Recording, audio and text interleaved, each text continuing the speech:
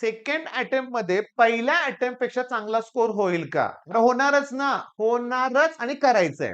बर, पहिला attempt sir मनासारखा गेला नाहीये. राहू दे, तो झाला अटेम्प्ट, परत देता येणार नाहीये आपल्याला. तो पेपर परत देता येणार आहे का आपल्याला? नाही. मग झालेली गोष्ट आता विसरून जा. त्यातून बाहेर पडा आणि सेकंड अटेम्प्टचा विचार करा. दुसरी महत्वाची गोष्ट म्हणजे तुम्ही अभ्यासावर फोकस करा. बाकीच्या गोष्टी जरा सोडून द्या. बाकीच्या गोष्टी म्हणजे ओव्हर थिंकिंग करू नका. की सेकंड अटेम्प्ट एवढे आहेत, प्रत्येक शिफ्टला केवढी मुलं असतील, मग पर्सेंटाइलवर काय फरक पडेल, हे रिसर्च आम्ही तुम्हाला करून देऊ नंतर. तुम्ही तुमच्या अभ्यासावर फोकस ठेवा. बरं, आता एक काम करूया. अपयश हीच यशाची पहिली पायरी असते. जर तुमच्या पहिल्या अटेम्प्टमध्ये तुमचा मनासारखा पेपर गेला नसेल, तर काय चुकलं आपलं? याचं जर एनालिसिस केलं, तर हे अपयश यशात कन्व्हर्ट 100% होणार. होणारच लक्षात घ्या. मग काय चुकलं? माझं एनालिसिस सांगतो. बघा, की आपण इथं फसलोय. हो, फिजिक्स. मी तुम्हाला सांगतो इथं आपण चुकलोय, फसलोय, अभ्यास कमी पडलाय आपला. मग आता स्ट्रॅटेजीमध्ये पहिली गोष्ट फिजिक्सवरच काम करूया आपण. फिजिक्सवरतीच काम करूया. मग पहिल्यांदा काय करायचंय माहितीये का? मी तुम्हाला सांगतो, की 23 पासून समजा सुरुवात केली. तर 23, 24, 25, 26, 27, 28, 29, 30 8 दिवस आहेत फक्त आपल्याकडं. एप्रिल महिन्यातले, ओके. आणि मे महिन्यातले 10 दिवस.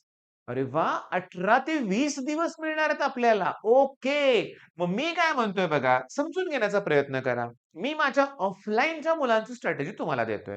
मग माझं एकच आहे, की डेली वन टॉपिक होय. पण तोही टॉपिक करत असताना हायर वेटेज टॉपिक मला करायचे आहेत. आता प्रॉब्लेम काय आहे बघा, मी तुम्हाला सांगतो. प्रत्येक स्टुडंट वेगळा आहे. प्रत्येक स्टुडंट वेगळा आहे. मी इथं कुणासाठी बोलतोय अगोदर सांगतो. तुमचा स्कोर हा 60 टू 100 मध्ये असेल ना, तर मी तुमच्यासाठी ही स्ट्रॅटेजी द्यायला लागलोय. पण 60 ते 100 ज्यांचा स्कोर झालाय ना, त्यांचा कसं झालाय तुम्हाला मी सांगू का? की केमिस्ट्रीमध्ये ती मुलं अल्मोस्ट 35 प्लस किंवा 30 प्लस कडे आहेत. होय.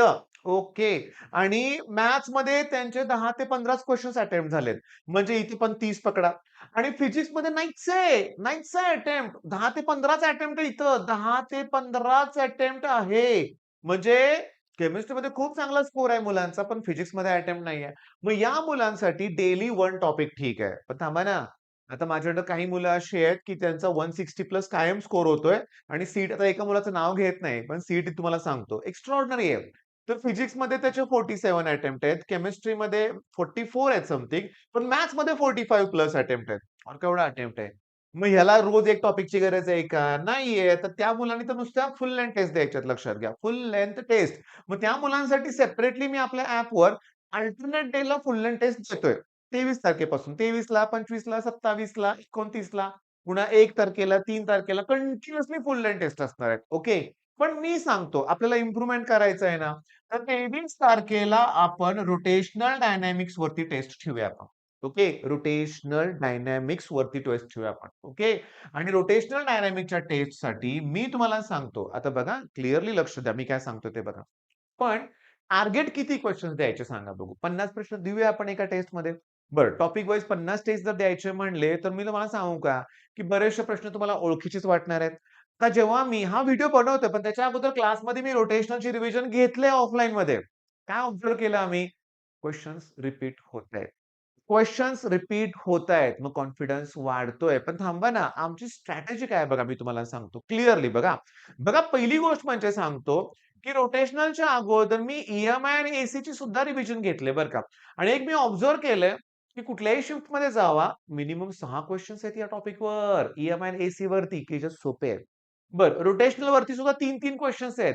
ऑसिलेशन्स वरती 3-3 क्वेशन्स आहेत. केटीजी वरती 3-3 क्वेशन्स आहेत. मग आता ज्या मुलांचा अटेम्प्ट मी तुम्हाला सांगतो, काही मुलांचा अटेम्प्ट तर लेस दॅन 10 आहे फिजिक्समध्ये. मग त्या मुलांनी जर असे टॉपिक परफेक्ट केले, असे टॉपिक परफेक्ट जर केले, तर मी तुम्हाला सांगतो तुमचा कॉन्फिडन्स वाढत जाणार आहे. म्हणजे मला सांगा ना, टेस्टला किती प्रश्न ठेवूया आपण?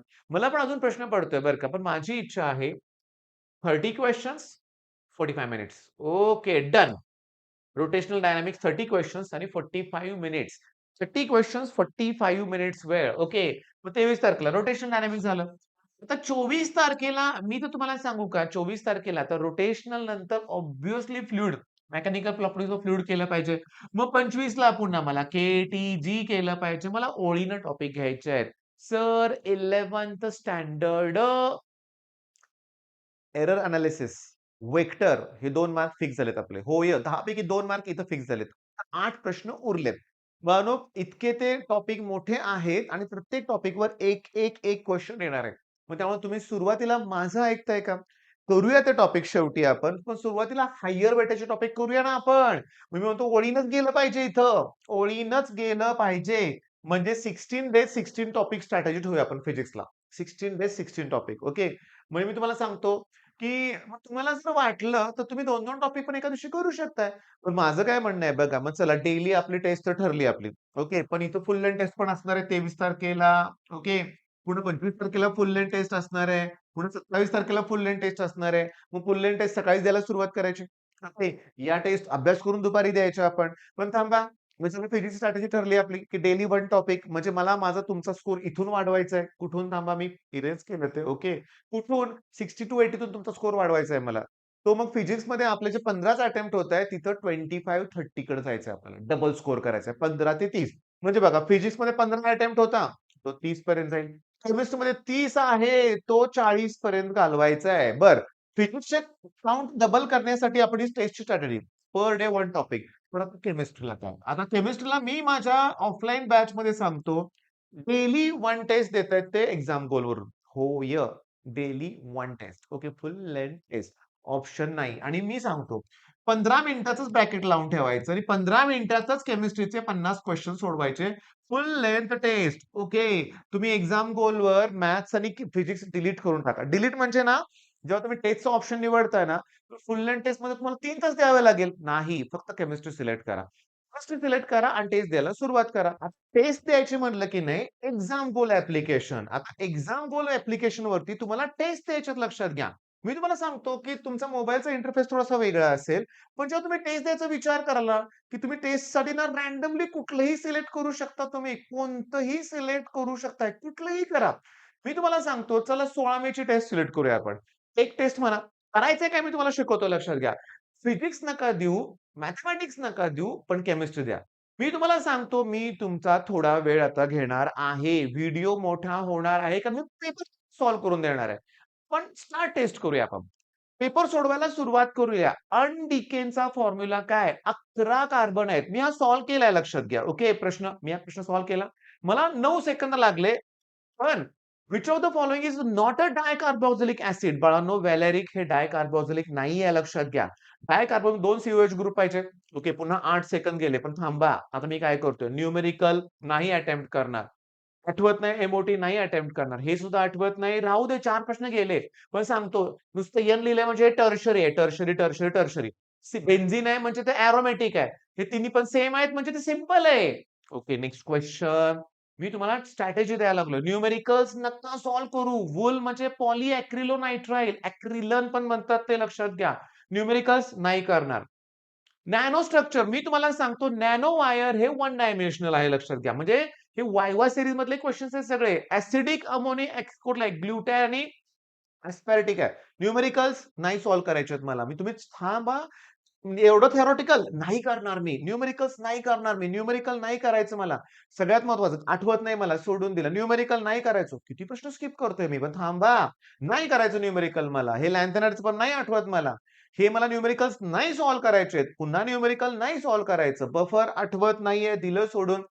हे जे आहे ना, हे 0 पॉइंट न्यूमेरिकल आहे. पण हे मला पटकन जमतंय कारण सल्फ्युरिक हे डायबेसिक ॲसिड आहे. त्याला 2 ने मल्टिप्लाय करा 0.02 म्हणजे 2 into 10⁻². मग पीएच काढताना -2चं +2 होणार आहे. 2 पेक्षा छोटी व्हॅल्यू येणार आहे लक्षात घ्या. मी सॉल्व्ह करतोय. करणार नव्हतो मी. न्यूमेरिकल नाही करणार. न्यूमेरिकल इफेक्टिव्ह ॲटॉमिक नंबर किती सोपं आहे सांगतो. Z-X+Y. झेडसाठी 30 व्हॅल्यू आहे ॲटॉमिक नंबर. 8 आहेत. वायची व्हॅल्यू आणि बघा हा न्यूट्रल आहे त्यामुळे झेडसाठी एक्स व्हॅल्यू +2 येणार आहे. मग 30 मधनं 2 मायनस करा 28. 28 मध्ये 8 ऍड करा 36. तुला सांगतो. फ्युजन थेअरी नाही मी केले लक्षात घ्या. 20 इलेक्ट्रॉन कॅल्शियम मध्ये आहेत. 1 to 30 सगळे इलेक्ट्रॉन्स पाठ पाहिजेत तुमच्या. सिलिका ही कोव्हॅलंट सॉलिड आहे. आपले सगळे वायवातले प्रश्न आहेत. P1 V1 upon T1 equals to P2 V2 upon T2 formula सोप्पा आहे. हायड्रो बघा हायड्रोबोरेशन झालं की प्रायमरी अल्कोहोल तयार होतं. मग ब्यूट पासून ब्युटॅन 1 ओएल तयार होणार. प्रायमरी अम्बिडेंटेंट लिगॅंड मी तुम्हाला सांगतो ट्राय अमीन नायट्रिटो. ओके, नायट्रिटो हे त्यात 2 डोनर आहेत. एकच डोनेट करतो लक्षात घ्या. लिगॅंड करा. लिगॅंड पण घेतलंय वायवा सीरीजमध्ये. Phosphorus in phosphate ion redox reaction मधला प्रश्न आहे. +5 त्याची ऑक्सिडेशन स्टेट येणार. कसं? PO4 3- असतं. PO4 4 टू 8 -8 चं प्लस 8 8 मधून 3 मायनस केले की 5 येणार आहे लक्षात घ्या. बरं ह्याच्यात तुम्हाला सांगतो बाप मागे कार स्कूटर बेटा राजी. स्ट्रॉन्टियम आहे लक्षात घ्या सेकंड ग्रुप मध्ये 5th पिरियड मध्ये. त्याच्यानंतर सांगतो लोएस्ट बॉइलिंग पॉइंट वायवा मधलंच आहे. Boiling point is directly proportional to molar mass लक्षात घ्या. म्हणजे मी तुम्हाला सांगतो ज्याचा मोलार मास कमी बॉइलिंग पॉइंट कमी मग आयोडीनचं सगळ्यात जास्त असणार आहे. त्याच्यानंतर न्यूमेरिकल नकोय मला. न्यूमेरिकल नकोय मला. ऍक्च्युली पुन्हा वायवा सिरीज मधलं फ्रेंडलुएच ऍडसॉर्प्शन आयसोथर्म 1/n आहे. न्यूमेरिकल्स नकोय. न्यूमेरिकल अरे आरची व्हॅल्यू आहे. लिटल एटमॉस्फेअर मध्ये 0.0820 आहे लक्षात घ्या. Okay next question.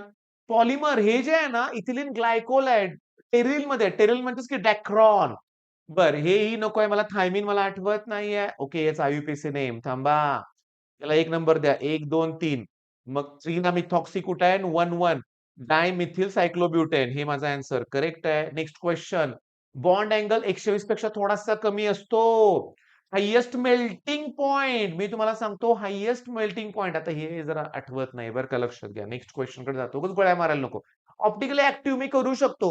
ऍक्टिव्हेट म्हणजे मला कायरल कार्बन ॲटम पाहिजे म्हणजे मला इथं ना डाय आयडो ब्युटेन आहे ना बाळांनो मला स्ट्रक्चर काढले पाहिजे. नाही करत मी. इनिशियली नाही करणार मी. सांगतो. 1 कार्बन केसीएन चे 2 कार्बन इथिलामाइन तयार होणार. ही मेंडिस रिडक्शन रिएक्शन आहे. ऑर्गॅनिक परफेक्ट मी तुम्हाला सांगतो बघा. 1 2 3 4 चौथ्याला ब्रोमीन आहे. 4 ब्रोमो इथं आहे. 4 ब्रोमो इथं आहे. चला इथं बघा. 1 2 3 तिसऱ्याला मिथिल आहे. चला हे ऑप्शन करेक्ट आहे. Next question. पोटॅशियम परमॅग्नेट नाही आठवत पण ग्लायकोल तयार होतं म्हणून काय तयार होतं? ग्लायकोल. पण पटकन सांगतो तुम्हाला. पेंट 3 डबल बॉन्ड रिटेन झालाय म्हणजे ते डबल बॉन्ड जिथं आहे ते बघा इथंच डबल बॉन्ड आहे. नायट्राइल पाहिजे मला. Okay next question. आयुपीएसी परत हा मेन मेन फंक्शनल ग्रुप आहे. मग 1 2 3 3 हायड्रॉक्सी बघा 3 हायड्रॉक्सी. आन्सर करेक्ट आहे 3 हायड्रॉक्सी. नेक्स्ट क्वेश्चन नाहीये नेक्स्ट क्वेश्चन माझ्याकडं. मी सबमिट टेस्ट करतोय. ओके सबमिट करतोय. आपण 26 क्वेश्चन्स अटेम्प्ट केले. 0 रॉंग आहेत लक्षात घ्या. पण वेळ किती लागला? 4 मिनिट 51 सेकंद. मी काय केलं? येते तरी स्किप केलं न्यूमेरिकल्स. हे सगळ्यात इम्पॉर्टंट लक्षात घ्या. मी येते तरी स्किप केलं रे बाळांनो. हे लवकरात लवकर शिकून घ्या. मला स्किप करायला 1 मिनिट 9 सेकंद लागलाय. स्किप करायला 1 मिनिट 9 सेकंद आणि सांगू का? पहिले 2 क्वेश्चन्सला मी 10-10, 20-20, 10-10 सेकंद वेळ घेतला. ते मी 3 सेकंदात करू शकलो असतो. तुम्हाला बोलताना तुमच्याशी मी वेळ घालवलाय. आणि 3 मिनिट 42 सेकंद. 3 मिनिट 42 सेकंदामध्ये 26 अटेम्प्ट झालेत आणि 26 करेक्ट आहेत बाळांनो. 26 करेक्ट आहेत. पण थांबा ना, मी अगोदर तर 3 मिनिटात तर 22 क्वेश्चन सोडवलेत. 3च मिनिटात. आता उलट जास्त वेळ लागलाय कारण मी बोलतोय तुमच्याशी. म्हणजे मी 3 मिनिटात जेव्हा क्वेश्चन मी माझ्यापेक्षा माझी मुलं हुशार आहेत, की तुम्ही. तुम्हाला फक्त स्ट्रॅटेजी कळाली पाहिजे. काय स्ट्रॅटेजी सांगा? मग मला सांगा 10 मिनिटाच्या पेक्षा कमी वेळेत मग आपलं ठरलंय काय? आपलं ठरलंय काय? की आता केमिस्ट्री. मग 15 मिनिटाचा वेळ काढायचा. ओके. पण थांबा. मी आता 5 मिनिटाचा वेळ काढलाय. बरोबर आहे? 5 मिनिटात मी ते सोडवले प्रश्न. पण पहिला राउंड 5 मिनिट. तुम्हाला कसं करायचं तसं नाही. पहिल्या मिनिटात तुम्ही 20 प्लस क्वेश्चन सॉल्व्ह करायचे. माझ्या एवढे काही करू नका. थोडंसं व्यवस्थित सोडवा. ठीक आहे. नंतरच्या 5 मिनिटात स्किप केलेले न्यूमेरिकल्स ते 10च्या प्लस असतील सोडवा. जेवढे जमतील तेवढे बघा. आणि अजून 5 मिनिटं घ्या रिमेनिंग क्वेश्चन. म्हणजे 15 मिनिटाचाच वेळ तुम्ही घ्यायचा आणि पहिल्या 15 मिनिटामध्ये केमिस्ट्रीचं तुम्ही 30 प्लसचं टार्गेट तुम्ही अचीव्ह केलं असणार आहे. होय. काय कॉन्फिडन्स वाढेल सांगा बघू. आणि मग फिजिक्ससाठी आपल्याला 50 मिनिटं वेळ देता आली तर जास्तीत जास्त क्वेश्चन सॉल्व्ह करता येतील. म्हणजे आपली स्ट्रॅटेजी ठरली, की फिजिक्समध्ये डेली 1 टॉपिक, केमिस्ट्रीमध्ये डेली 1 टेस्ट, एक्झाम गोलवरून ते ₹30-40 सबस्क्रिप्शन घ्या रे. ते मेल चेंज करून किती वेळा फ्री वापरायचं आपल्याला. आपला डाटा राहतोय आपल्याला, रेकॉर्ड राहतोय आपण काय-काय अटेम्प्ट केलं ते. आता त्याच्यानंतर उरलंय कोण? भयानक पेपर मॅथ्स. ओके. जेव्हा ना आपण ना ठरवतो, की माझ्याकडे आता हरण्यासारखं काही नाहीये. मला फक्त लढायचंय. तेव्हा तुमचा एफर्ट्स खरोखर चांगला जातो. नाही मी केलाय अभ्यास मला करायचाय. पण जेव्हा तुम्ही अतिशय तणाव घेऊन जाता ना पेपरमध्ये, मॅथ्सचे ए लेव्हलचे प्रश्न आहेत, लेंदी आहेत, सुटतच नाही. तर ते सुटत नाही तर तुम्ही पॅनिक जाता. मी तुम्हाला सांगतो अशी कितीतरी मुलं आहेत जी मला भेटलेत, माझ्याशी बोललेत फोनवरून किंवा कसंही, की 11th स्टँडर्डमधून 12th मध्ये गेलेत. ओके. जानेवारीमध्येच आता आमच्या इथे सुद्धा बरं का, जानेवारीमध्येच आम्ही 12th शिकवायला सुरुवात केलंय आणि 5 महिन्यात ना भरपूर टॉपिक शिकवून झालेत आणि मुलांचं काही त्यातल्या काही लोकांनी सीईटीची एक्झाम दिली सुद्धा बरं का. मी तुम्हाला सांगतो बऱ्याच मुलांना पेपर सोपा गेलाय. मॅथ्सचे 15-15, 20-20 क्वेशन्स अटेम्प्ट करून आलेत. लॉजिकचे पण प्रश्न आहेत. लॉजिक सोपं आहे की नाही? मग ट्रायसेसचे सोपे प्रश्न आहेत.